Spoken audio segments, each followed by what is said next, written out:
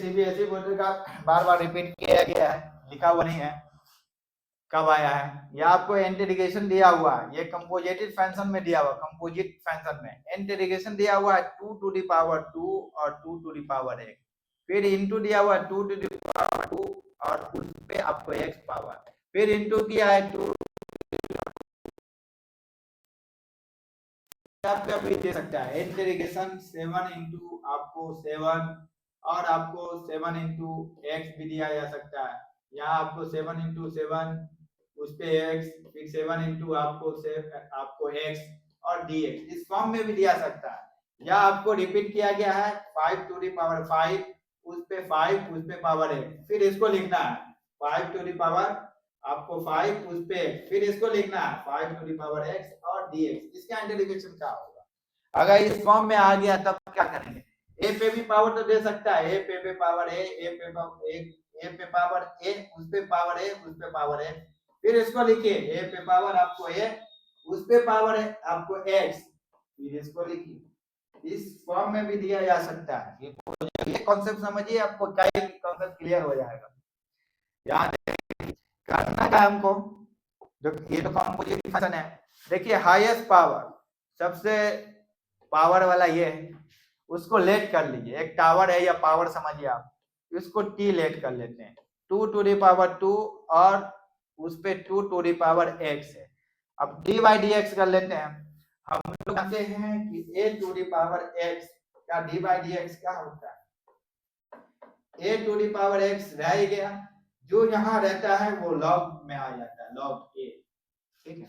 अगर यहाँ आपको x स्क्वायर होता तो फिर इसका d बाई डी एक्स करते हैं हम स्क्वायर का, तो क्या हो जाता है आपको final a to the power x और 2x हो जाता। x के रेस्पेक्ट में कर रहे थे, इसी वजह से हट गया d बाई डी एक्स। इसको लेट किए और इसका d बाई डी एक्स निकलना, फाइंड करना है। देखिए dt बाई डी एक्स के रेस्पेक्ट में करना है। ये जो था वो रह गया, सेम रह जाएगा। देखिए जो था वो रह गया और जो बेस में है वो आ गया यहाँ बेस log 2 में।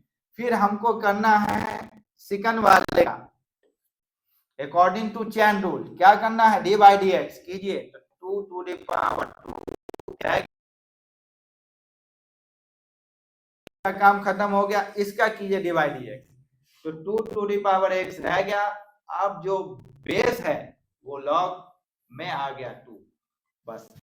अब dx की जरूरत है तो dx इधर ले आइए। अब देखिए यहाँ हमको करना क्या है कि log 2 यहाँ भी है, log 2 यहाँ भी है, log 2 यहाँ भी है, वन साइड कर लेते हैं dtx। और आपको ये तीनों log 2 क्या हो जाएगा? log 2 दी पावर क्यों इस साइड ले आया, log 2 दी पावर क्यों, यहाँ क्या बचा 2 टू दी पावर 2 उस पे power 2 to the power x, फिर इसको लिखना है 2 टू दी पावर 2 उस पे x, फिर इसको लिखना है 2 टू दी पावर x और यहाँ आपको dx। मल्टीप्लिकेशन इससे कर दिया, मल्टीप्लिकेशन आइए log इनटू log 2 क्या होगा? तीनों बेस सेम है तो क्या होगा? log 2 लिखना है और कितनी दफा आया है log? 3 बार, उसका पावर लिख दीजिए। तो जो पावर यहाँ आया था उसको हम नीचे कर दिए। अभी भी क्रॉस मल्टीप्लिकेशन करेंगे तो d बाई डी टी और log 3 इधर आ जाएगा। हमको इसलिए हम ऐसा किए कि हमको वैल्यू चाहिए जो यहाँ आपको दिया हुआ है।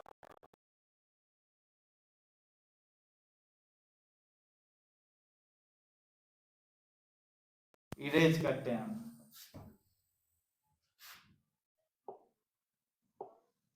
हमको करना है क्या? आपको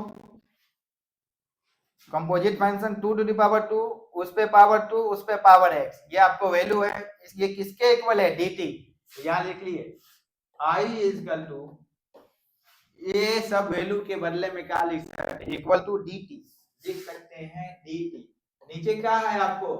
log आपको 2 उस पे पावर q, ये कांस्टेंट है, बाहर निकाल दिए, इसके साथ x नहीं है इसी वजह से कांस्टेंट माना गया है। तो इंटीग्रेशन ऐसा ना कि log 2 का इंटीग्रेशन कर दीजिएगा dt। अब यहाँ 1 मान लीजिए या dt, इंटीग्रेशन dt या 1 dt का इंटीग्रेशन सेम आएगा, log आपको लिखे 2 उस पे पावर क्यूब और यहाँ आपको लिख दिए t और प्लस कांस्टेंट आ गया। ये आपका इंटीग्रेशन आ गया क्या? नहीं आया। फाइनल आपको बाकी है, हाफ मार्क्स काट लेगा। t ये थे t इक्वल टू ये